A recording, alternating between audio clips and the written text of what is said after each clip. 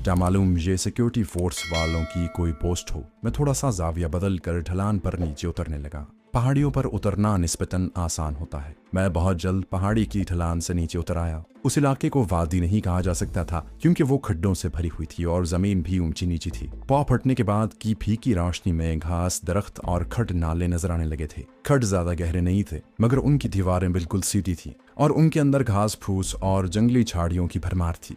साल और देवदार के दरख्तों के मोटे तनों से जंगली बेलें चिमटी हुई थीं। एक छोटा सा तालाब आ गया। मैं वहां रुका के मुंह हाथ धो लूं। तालाब में हाथ डाला तो पानी के साथ काली काली मोटी मोटी दो जोंकें भी साथ आ गईं। मैंने जल्दी से हाथ झटक दिया, फिर पानी को इधर उधर करके मुंह हाथ धोया। प्यास इतनी नहीं थी लेकिन भूख बहुत ज्यादा लगी थी। अगरचे कमांडो 3-3, 4-4 रोज भूखा रहकर घास फूस पर गुजारा कर सकता है, लेकिन जहां नारियल और जंगली शरीफे का दरख्त जितना पेड़ लगा था, मैंने उसकी शाखों से 6-7 शरीफे तोड़कर वहीं खड़े खड़े खा लिए। तबीयत सैर हो गई। अंडमान के शरीफों का साइज हमारे यहाँ के शरीफों से दुगना होता है। मेरी दाढ़ी फ्रेंच कट थी, सर के बाल छोटे छोटे तराशे हुए थे, जेब में इंडियन करेंसी और जर्मन ऑटोमेटिक पिस्टल था। उसके सिवा मेरे पास कुछ भी नहीं था। अपने सिग्नल कोड मुझे ज़बानी याद थे। मैंने एक तरफ चलना शुरू कर दिया। दिन की रोशनी बढ़ रही थी। मैंने देखा कि जमीन का रंग स्याह था और आसपास झाड़ियां बड़े बड़े हाथियों की तरह बैठी हुई लगती थी। हवा में समंदरी पानी की बू थी। आसमान पर बादल कुछ ज्यादा ही जमा हो गए थे और लगता था कि बारिश होगी। बारिश से पहले मैं उस छोटे से जंगल से निकलकर किसी महफूज मकाम तक पहुंच जाना चाहता था, मगर मैं बेहद मोहतात भी था और चारों तरफ से चौकन्ना और होशियार था, क्योंकि ये कोई गैर आबाद जजीरा नहीं था और ना ही कोई ऐसा जंगल था कि जहां सिर्फ जंगली कबीले के लोग ही आबाद हों। ये एक तरह से इसराइली फौजी इलाका था और कोई ताजुब नहीं था कि उन्होंने जंगल के बाहर बारूदी सुरंगें जमीन में दबा रखी हो। बारूदी सुरंगें न भी हों, किसी न किसी गश्ती पार्टी से मुठभेड़ हो सकती थी, जिससे मैं हर हालत में बचना चाहता था, क्योंकि मैं यहाँ जानबूझकर यहूदी फौजियों से दूबदू मुकाबला करने नहीं आया था, बल्कि मुझे छुपकर या भेस बदल कर अपने टारगेट तक पहुंचना था। और वो टारगेट सोनिया थी। सोनिया जिसका बाप उसकी जुदाई में मर चुका था और जिसकी माँ उस वक्त काहिरा के अस्पताल में अपनी बेटी का तसव्वुर जमाए पड़ी थी। सोनिया एक मुदब्बर और मोअज़्ज़ज़ पाकिस्तानी सफारतकार की बेटी थी जो आला तालीम याफ्ता थी। न्यूक्लियर फिजिक्स में एमए करने के बाद वो डॉक्टरेट की तैयारी कर रही थी कि अपने माँ बाप के साथ अगवा हो गई और उसे इसराइल पहुंचा दिया गया। उधेड़ उम्र बाप यहूदियों का तशद्दुद बर्दाश्त न कर सका और जब गैर मुल्की दबाव ज्यादा हुआ तो यहूदियों ने सोनिया को अंडमान के अपने ज़ेर नगीं भारतीय जजीरे में पहुंचा दिया। मुझे इस रोशन जहन पाकिस्तानी लड़की का सुराख लगाकर उसे दुश्मन की तैद से निकालकर ताहिरा उसकी वालिदा के पास पहुंचाना था। जूं जूं दिन की रोशनी फैल रही थी, मुझे फिक्र दामनगीर हो रही थी कि मुझे कोई देख न ले, क्योंकि वहां जंगल में लोगों की मौजूदगी का इम्कान बहुत कम और यहूदी सिक्योरिटी फोर्स के आदमियों की मौजूदगी का इम्कान बहुत ज्यादा था। बादलों की वजह से दिन की रोशनी उतनी तेज नहीं थी, फिर भी चूंकि जंगल छिदरा था और दरख्त दूर दूर थे, इसलिए मुझे दूर से कोई भी किसी चौकी में बैठा सिपाही अपनी दूरबीन की मदद से देख सकता था। बादलों में धीमी धीमी गरज सुनाई देने लगी। फिर अचानक बारिश शुरू हो गई। यह जनूब मशरकी एशिया की जजीराई बारिश थी, काले पानी के जजीरे की बारिश जो बेहद मूसलाधार थी। मैं भागकर एक घने दरख्त के नीचे आया और उसके तने के साथ लगकर खड़ा हो गया। अब मैं वहां रुका ही था कि मेरे कानों में जोरदार फुनकार की आवाज पड़ी। मैंने चौंक कर ऊपर देखा। एक बिला मुबालगा 7 फुट लंबा सांप गर्दन नीची किए अपना फन उठाए मेरे सर के ऊपर झूम रहा था। उसकी फुनकार शायद एक इंतबाह थी कि खैरियत चाहते हो तो यहाँ से चले जाओ। मैं वहां से दौड़कर तीसरे दरख्त के नीचे आ गया। मैं अपने पिस्तौल के खामोश फायर से सांप को हलाक कर सकता था, लेकिन जिस सांप ने बेखबरी में मुझे डसा नहीं था बल्कि खबरदार किया था, मैं उसे हलाक नहीं करना चाहता था। बारिश आध घंटे तक होती रही। खड्ड नालों में पानी थरथराने लगा।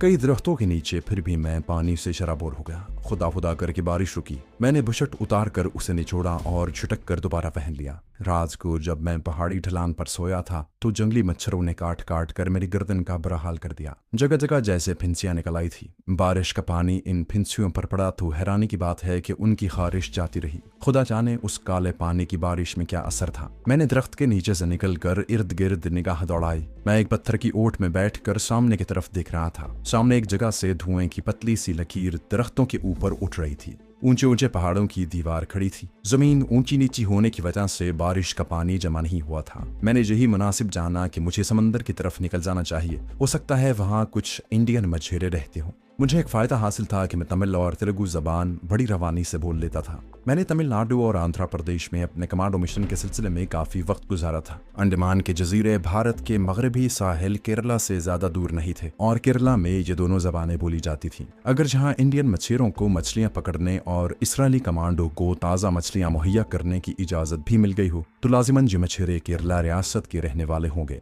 और मैं उनसे घुल मिल कर बात कर सकता हूँ। मेरा रंग जो कभी खिला खिला हुआ था अब काफी सांवला हो गया था, जो मुझे केरला स्टेट का रहने वाला साबित कर सकता था। चुनाचे मैं बिल्कुल सामने की तरफ चलने लगा। 2-3 घाटियों में से गुजरने के बाद मुझे समंदर की लहरों की हल्की हल्की आवाज आने लगी। समंदर ज्यादा दूर नहीं था। खुशकिस्मती की बात यह थी कि अभी तक मुझे इसराइली सिक्योरिटी फोर्स का कोई आदमी नहीं मिला था। यहूदी जजीरे की सिक्योरिटी के बारे में इसलिए भी मुतमईन था कि ये छोटा सा जजीरा एक तरह से उनका अपना जजीरा था और जहाँ किसी तरफ से भी कोई बाहर का आदमी दाखिल नहीं हो सकता था। एक खदशा था कि समंदर में यहूदियों के गश्ती ट्रेलर चक्कर न लगा रहे हों ताकि कोई बाहर से कश्ती में भी जजीरे में दाखिल होने की कोशिश न करे। जो समंदर करीब आ रहा था मैं ज्यादा मोहतात होकर चलने लगा। थोड़ा दूर चलता और फिर रुककर दाएं बाएं देख लेता। आसमान पर बादल उसी तरह छाए हुए थे मगर बारिश रुकी हुई थी। एक घाटी से निकलकर बाहर आया तो सामने एक जानिब नारियल के दरख्तों की पट्टी दूर तक चली गई थी और दूसरी जानिब खजूर के बेशुमार दरख्त उगे हुए थे।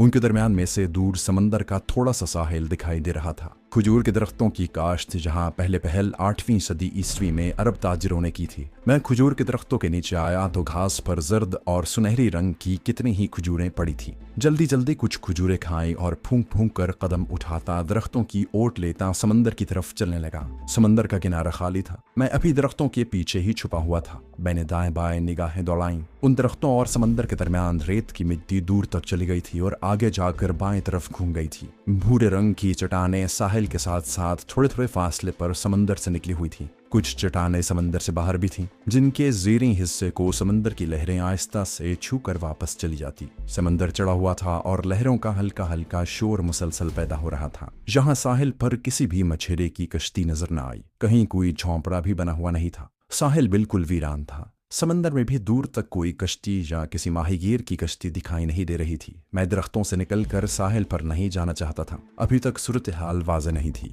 हो सकता है किसी तरफ से कोई यहूदी मैरीन सिक्योरिटी की कश्ती वहां अचानक निकल आए और ये भी हो सकता है कि दूर किसी चट्टान पर कोई इसराइली सिपाही ऑब्जर्वेशन पोस्ट पर दूरबीन लगाए बैठा हो। मैं बड़ी आसानी से उसके निशाने की जद में आ सकता था क्योंकि मेरा लिबास माहीगीरों जैसा नहीं था। मैं दरख्तों के नीचे एक जगह झाड़ियों में छुपकर बैठ गया। मैं जिस जाविये से बैठा था वहां से एक तरफ से जंगल और दूसरी जानिब समंदर के साहिल मुझे साफ नजर आते थे। जंगल में कोई ऐसी पगडंडी भी नहीं मिली थी कि जिससे अंदाजा लगाया जाता कि यहाँ से आदमियों का आना जाना होता होगा।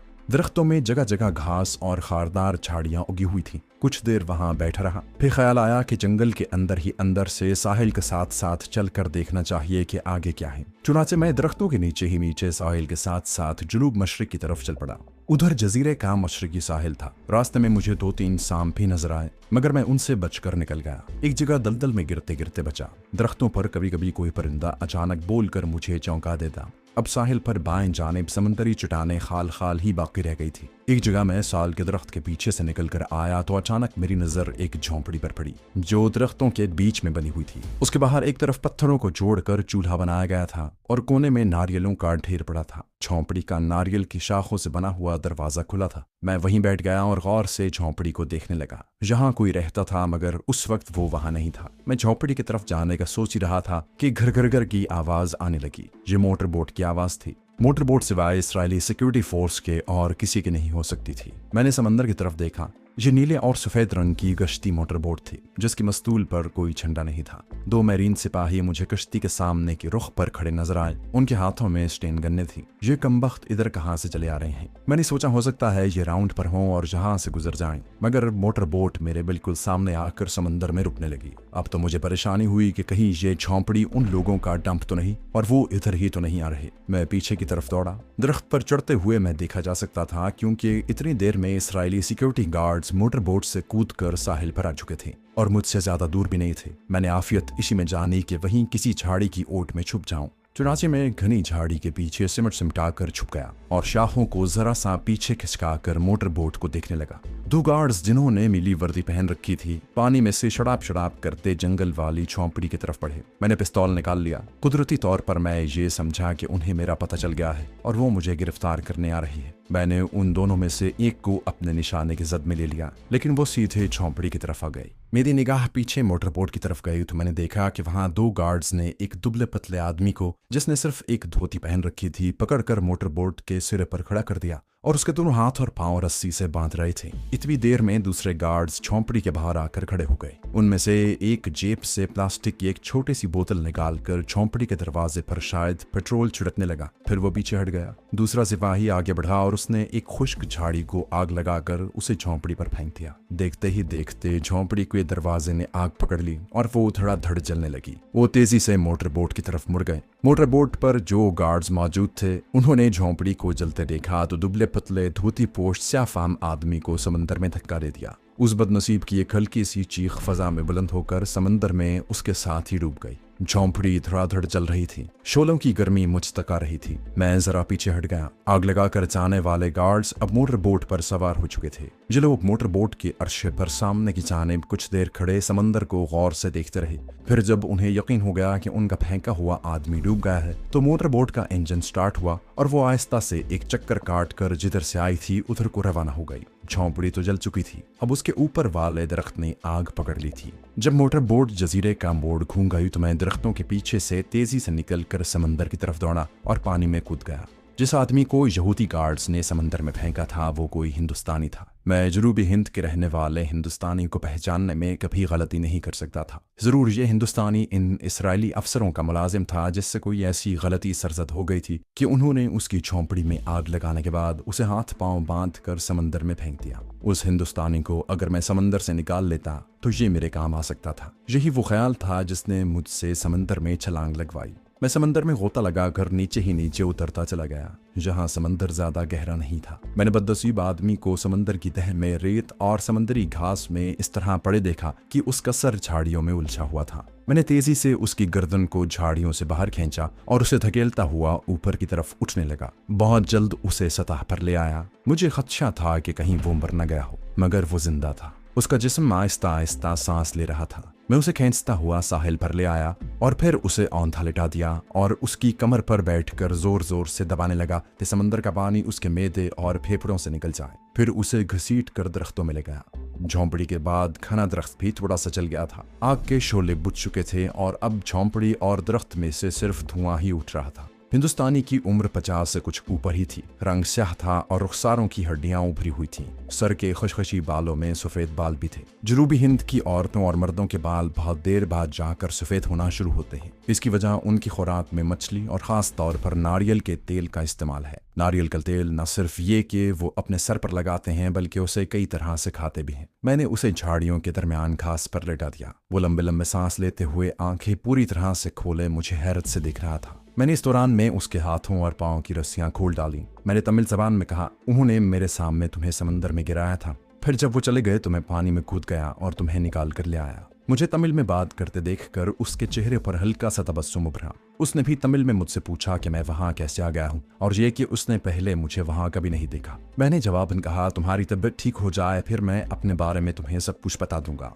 उसने जली हुई झोंपड़ी के पीछे की जानिब इशारा करते हुए कहा कि पीछे एक दरख्त के साथ मिट्टी की एक हंडिया लटक रही है, वो ले आओ। मैं उठकर झोंपड़ी के पीछे गया। देखा कि दरख्त की शाख से एक छींका बंधा है। उसमें मिट्टी की एक हंडिया रखी है। उसके ऊपर प्लास्टिक का एक पुराना मग पड़ा था। मैं हंडिया उठाकर उस आदमी के पास ले आया। उसने कहा, इसमें ताड़ी है, एक मग निकाल कर मुझे पिलाओ और तुम खुद भी पियो। मैंने जल्दी से हंडिया का ढक्कन उठाकर ताड़ी का मग भरकर उसे दिया और कहा कि मैं ताड़ी नहीं पीता। वो घटाघट सारा मग पी गया। मग घास पर रख दिया। अब वो उठकर बैठ गया था और गर्दन घुमाकर बड़ी हसरत से अपनी जली हुई झोंपड़ी को तक रहा था। फिर गहरा सांस भरकर बोला, उन्होंने मेरी झोंपड़ी को भी आग लगा दी। मैंने उनकी बड़ी खिदमत की थी, उन्होंने मेरी कदर नहीं की। इतना कहकर वो उठा और दीवाना वार झोंपड़ी की तरफ भागा। मैं भी उसके पीछे लपका। झोंपड़ी में अभी तक धुआं निकल रहा था और आग दबी हुई थी। मैंने उसे पीछे से पकड़ लिया। क्या कर रहे हो, अब यहाँ क्या रखा है? उसने भर्राई हुई आवाज में कहा, मेरी एक ही जवान बेटी थी जो मुर्दा बच्चे को जन्म देकर मर गई। जब मैं यहाँ आया तो उसका लकड़ी का छोटा सा बक्स अपने साथ ले आया था। उस बक्स में वो अपना कंघी सुरमा रखती थी।